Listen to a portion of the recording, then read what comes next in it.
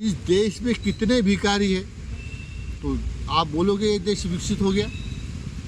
ये देश में कितने करोड़ कुपोषित लोग हैं आप बोलोगे अरे इतना पैसा है तुम्हारे पास तो फिर देश में भिखारी क्यों है, देश में फिर ये कुपोषित क्यों है। इसलिए बुद्ध अपनी बुद्धि की शुद्धि करता है। बुद्ध में अभी कोई गंदा नहीं है, ना राग है, ना द्वेष है, ना लोभ है, ना मोह है, क्रोध है, ना काम है, कुछ नहीं है ना। Okay, so I've come at Diksha Bhumi and there are lots of people here. I didn't expect that.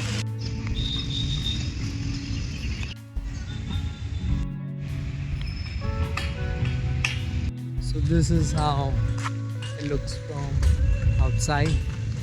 It's pretty big though, and they have this huge ground. You can see how big this is.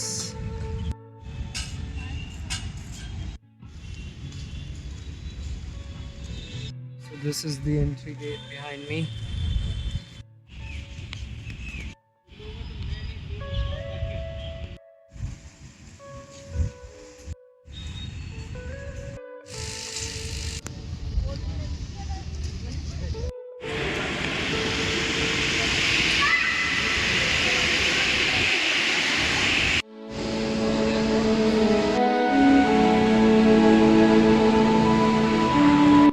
I will not speak much because you have to stay quiet in this place.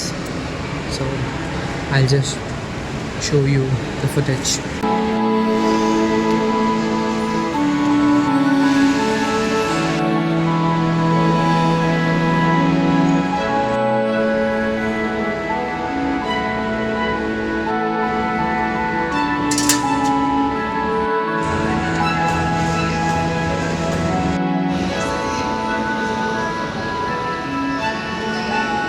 Here you can see the history about this place.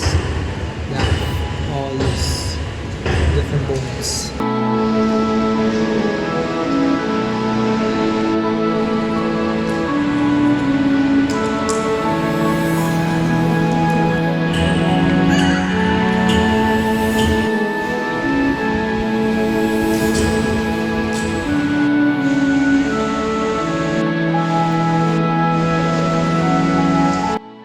So yeah, it's a very nice and quiet environment inside.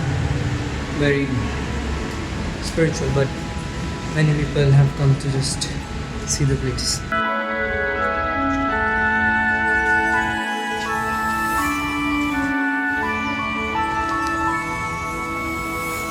I'm Arshdeep surname Saluja. आप हिंदू हो? मैं पंजाबी हूँ. अच्छा पूछो इसको detail में मैं बताता हूँ। जब बुद्ध को एक समस्या आई कि इस संसार में इस दुनिया में दुख है, मानव दुखी है, तो ये मानव का दुख कैसा दूर करे ये प्रश्न बुद्ध के दिमाग में आया। Okay. दुखों की व्याख्या क्या है, पहली बात दुख माने क्या। तो बुद्ध ने कहा गरीबी दुख है, कर्ज बाधारीपना दुख है, Okay. मारा मारी दुख है। अब ये सारे दुखों को मैं कैसा दूर करूं ये मार्ग मुझे खोजना है। अनेक बुद्ध ने परीक्षा लिया, Okay. भूखा रहा, ये किया वो किया, आनापान सती किया, विपश्यना किया, बात का उत्तर नहीं मिला। इतना भूखा रहा कि वो बुद्ध सिद्धार्थ गौतम हड्डी बन गया। पेट को हाथ लगाया तो पीठ लग गई, पीठ को हाथ लगाया तो पेट लगा, इतना वो हड्डी वाला हो गया। फिर भी मानव जाति का दुख कैसा दूर करना, इस संसार के सारे जीव जंतु का दुख दूर कैसा करना, ये उत्तर नहीं मिला। Okay. तो सिद्धार्थ पहले वड़ पेड़ होता है, वट वृक्ष, Okay. उसके नीचे बैठता है। सोचता है मैंने सारे मार्ग को खोजा लेकिन मुझे दुख मुक्त का मार्ग नहीं मिला, दुख मुक्ति का मार्ग नहीं मिला। ये बड़ी ही असफलता थी। कोई दूसरा आदमी होता तो शायद जान दे देता। तो बुद्ध सोचता है कि मैं इतना हड्डी बन गया कि मुझे चलना फिरना नहीं आ रहा है, तो मुझे दुख मुक्ति का मार्ग कैसा मिलेगा भाई। ऐसा तो मैं मर जाऊंगा, चल फिर नहीं पा रहा ना मैं। तो फिर अचानक ही क्या होता है, अचानक एक सुजाता नाम की औरत जो है वो वट वृक्ष को खाना देने का वो वचन देती है बहुत पहले। तो उस दिन उसका जो मांग है वो पूरी हो जाती है, इसलिए वो वट वृक्ष को खाना देने के लिए आती है। तो वट वृक्ष से सिद्धार्थ बैठ रहता है, अब सिद्धार्थ को भूख लगी है तो उसको खाना देना है। अच्छा। तो दे देती है खाना, उसको भूख लगे सिद्धार्थ को, वो भी खाना लेता है। खाना खा के अब बहुत दिन का खाना मिल गया तो थोड़ा आराम के लिए लेट जाता है, सो जाता है। तो उसको ख्वाब आते हैं। अच्छा। वो सोचता है कि ये ख्वाब आए, इसका मैं उत्तर जानता हूँ, क्या मुझे दुख मुक्ति का मार्ग मिल जाएगा करके वो अपना जो सुजाता है, जो जिस थाली में खाना लाता है ना, वो थाली को वो नदी में रखता है।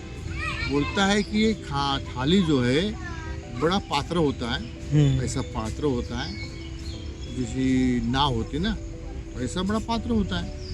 तो अगर मुझे ज्ञान आएगा तो ये पात्र जो है डूब जाएगा। ओके। क्योंकि धूप काले में नदी संत होती है, पानी नहीं होता है ना, संत होता है, तो वो पात्र कैसा डूब सकता है। लेकिन मुझे ज्ञान आएगा तो ये पात्र डूब जाएगा भाई, ऐसा वो बोलता है। ओके। तो पात्र डालता है, नदी थोड़ी संत में बहती है तो पात्र सामने आके डूब जाता है। तो जहाँ से बुद्ध का आशा निर्वात मुझे आ जाएगा, वहीं से वो निरंजना नदी पार करके आगे जाता है। वहाँ पर एक पीपल का वृक्ष देखता है। तो हर साधु सन्यासी ऋषि पहले उसी पेड़ के नीचे तपस्या करता है। तो बुद्ध भी 40 दिन मिले इतना खाना जमा करता है और अपने साधना के लिए बढ़ जाता है कि इस दुनिया में दुख है और उसको दूर करने का मार्ग क्या है ना। तो सबसे पहले बुद्ध अपनी बुद्धि की शुद्धि करता है। बुद्ध में अभी कोई गंदा नहीं, ना राग है, ना द्वेष है, ना लोभ है, ना मोह है, क्रोध है, ना काम है, कुछ नहीं है ना। सारा मन शुद्ध कर लेता है, मन में समता की भावना लाता है। मन में सबसे ज़्यादा बात है तर्क शक्ति। तर्क शक्ति बहुत बड़ी चीज़। दूसरी बात, बहुत दूर धुआं जल रहा है, यहाँ से तुझे दिख रहा है बहुत दूर धुआं जल रहा है, तो इसका मतलब वहाँ आग लगी है। तो वहाँ जाके देखने की तुझे जरूरत है क्या? नहीं। बात सच्ची है, जाके देखने की जरूरत नहीं है, धुआं है तो आग है। यह है तर्क शक्ति, समझे कि नहीं? अच्छा। इसलिए कोई भी इंसान अपने को झूठी बातें बताया तो अपने बुद्धि में तर्क से ही समझ जाता है कि ये झूठी है या सच्ची बात, समझे नहीं? ये तर्क शक्ति। और चौथी बात मैं भूल गया,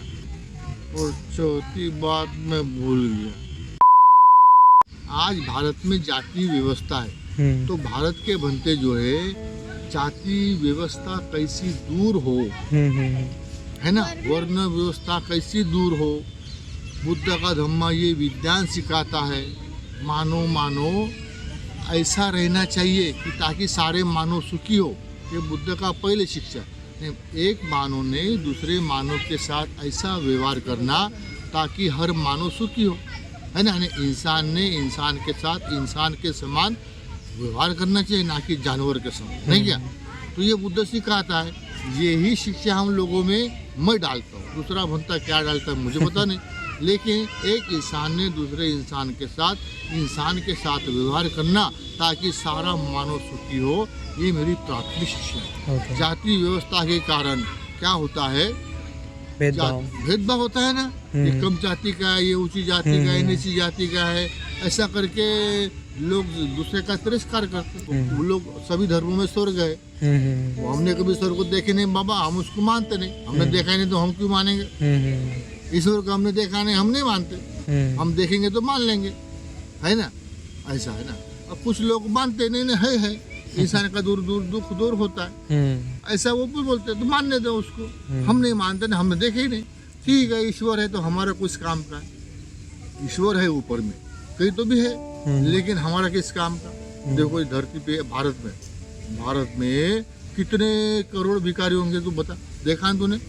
कितने भिखारी? तो ये भिखारियों का ये भीख मंगा दूर कब करूँगा?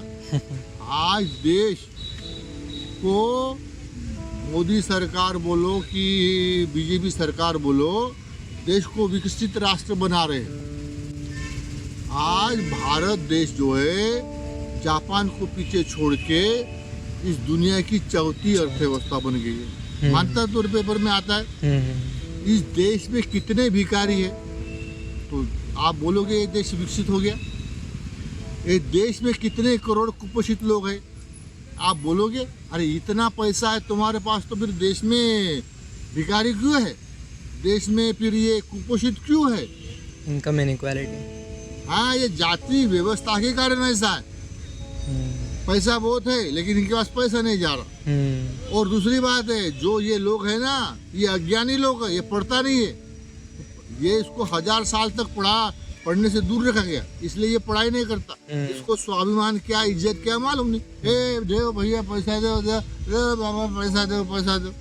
अबे उसको इज्जत ही मालूम नहीं है, इज्जत ही मालूम नहीं ना, इसीलिए नहीं क्या, इसीलिए ये भीख मांग रहा है, समझे कि नहीं, इसलिए भीख मांग रहा है। पहले उसको शिक्षा दो तब जाके विकसित होगा वो, नहीं तो ये भीख मांगा है। ये जाति व्यवस्था कारण ही है, जिस कारण से ही लोग पैसा को अपनी तरफ ले रहा है, वो गरीब लोगों की तरफ जाने नहीं दे रहा है, समझा।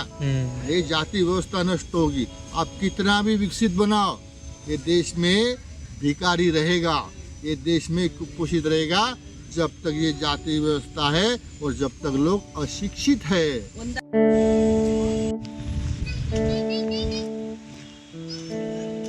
Okay, so some really interesting conversation there with that monk, and I hope you learned something out of it. And it's interesting to see different perspective of things. So yeah, that's it. Okay, so that's it for this video. Make sure to like, subscribe. See you in the next one.